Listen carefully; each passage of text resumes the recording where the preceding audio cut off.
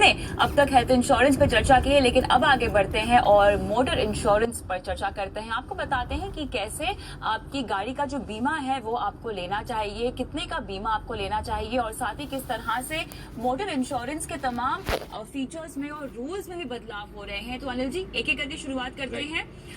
गाड़ी का इंश्योरेंस कैसे तय किया जाता है इंश्योरेंस कंपनियों के जरिए?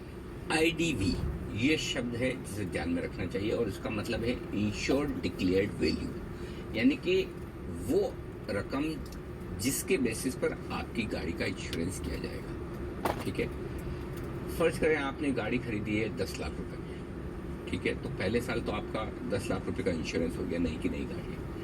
अगले साल इंश्योरेंस कंपनी उस गाड़ी की एक वैल्यू निकालती है, उस वैल्यू को कहते हैं इंश्योर्ड डिक्लेयर वैल्यू, IDV। अब जो आपकी गाड़ी की एक्चुअल वैल्यू है, जरूरी नहीं कि IDV भी वो सेम हो, क्योंकि अगले साल इंश्योरेंस कंपनी ये मानती है कि एक साल में आपकी गाड़ी चली होगी, कुछ तो डेप्रिशिएट हुई होगी, तो उसकी वैल्यू कम हो जानी चाहिए।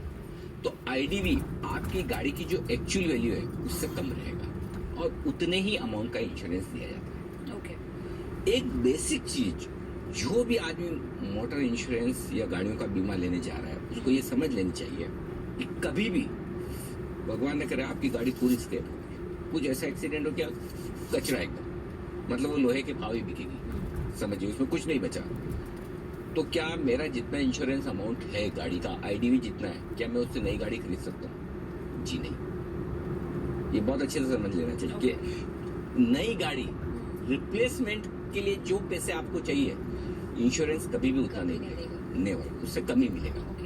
क्यों? उसका लॉजिक भी समझना जरूरी है।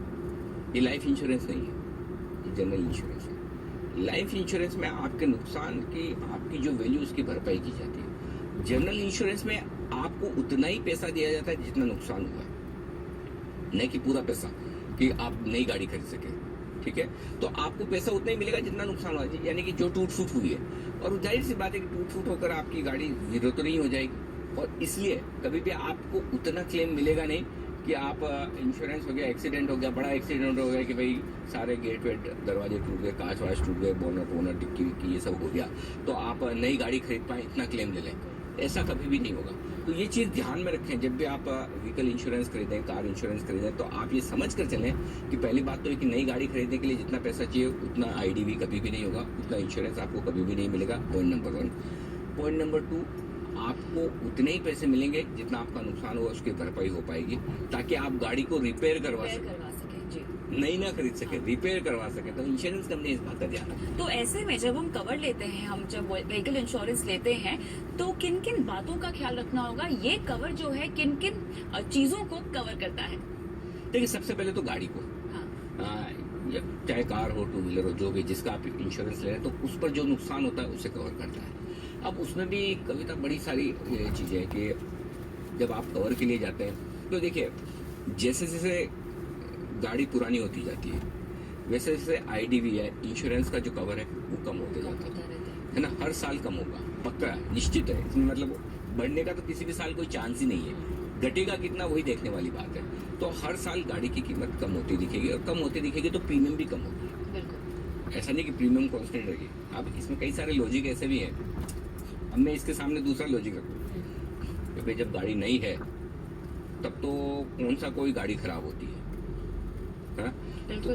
तो उसकी जरूरत क्या है इतनी ज्यादा? खराब तो जब गाड़ी पुरानी होती तब होती है। ठीक है, तो तब ज्यादा होना चाहिए। लेकिन इंश्योरेंस कंपनी का फॉर्मूला वो नहीं है।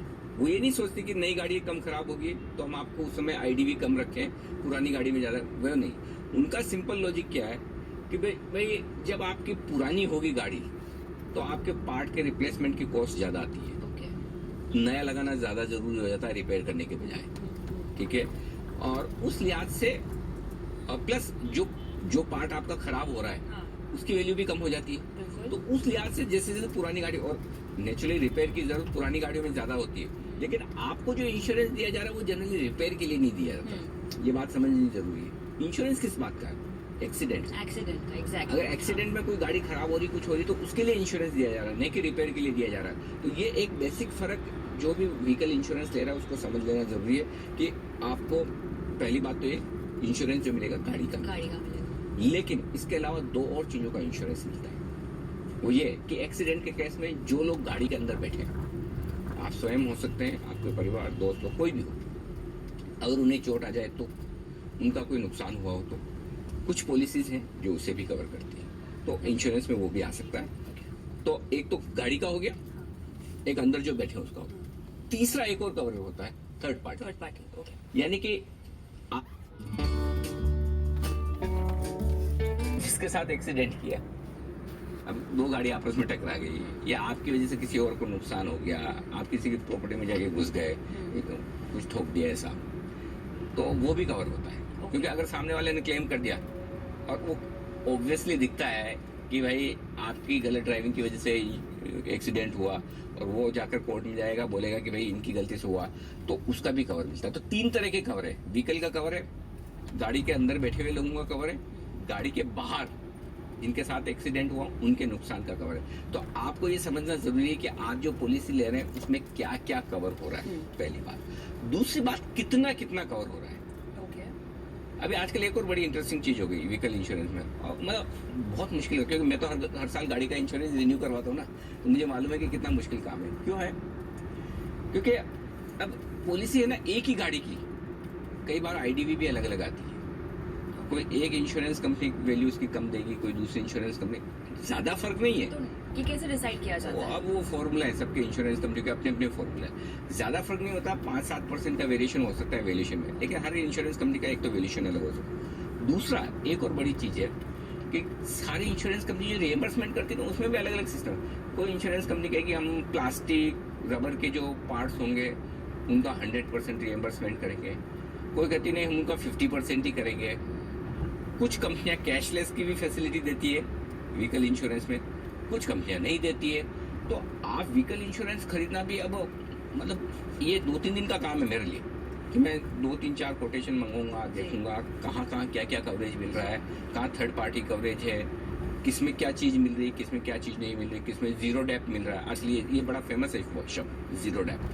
जीरो डेप का मतलब ये कि कोई भी डिप्रिशिएशन नहीं गिना जाएगा, जितने का पार्ट रिप्लेस होगा पूरा पैसा दे दिया जाएगा। तो ये सारी चीजें समझना जरूरी है कि आपके इंश्योरेंस कवर में क्या क्या है।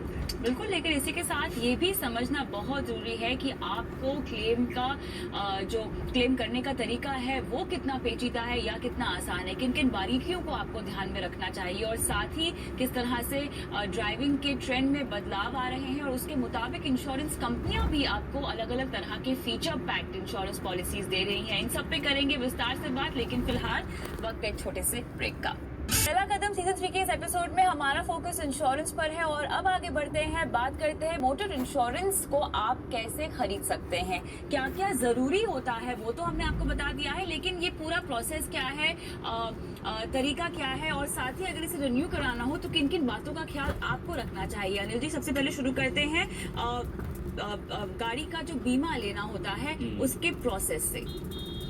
बिना इंश्योरेंस गाड़ी निकलेगी नहीं शोरूम से बाहर। बिल्कुल। तो पहला इंश्योरेंस तो आपका हो गया। हाँ।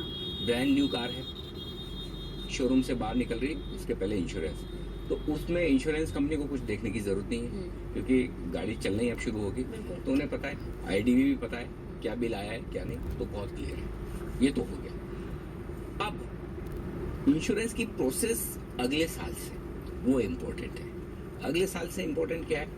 पहली बात तो 1-1 साल का इंश्योरेंस होता है। कुछ एक केस में धीमे धीमे 1 से ज्यादा साल के भी होने लगे हैं, लेकिन वो अभी तक पॉपुलर नहीं। तो गाड़ियों के केस में 1 साल का इंश्योरेंस होता है। जैसे 1 साल का इंश्योरेंस खत्म होने वाला है, तो पहला काम तो आदमी को ये करना चाहिए कि जो इंश्योरेंस की लास्ट डेट है उसका इंतजार न करें। ओके।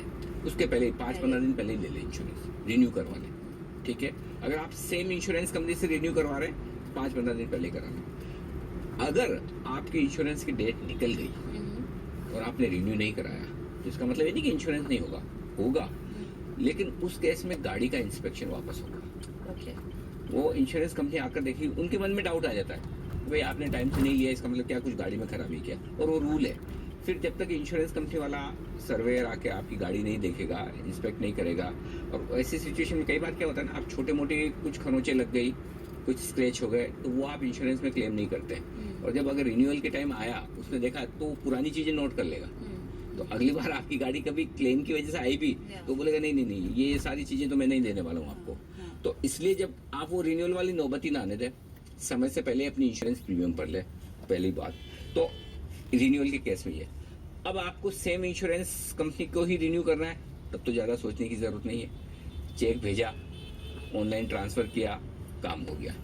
लेकिन अगर आप अपना इंश्योरेंस कंपनी चेंज करती हैं, आमतौर पर अगर आपने पिछले साल क्लेम नहीं लिया, आपका ट्रैक रिकॉर्ड ठीक है, तो ऐसी सिचुएशन में इंश्योरेंस कंपनियां जनरली वापस आकर व्हीकल चेक नहीं करती।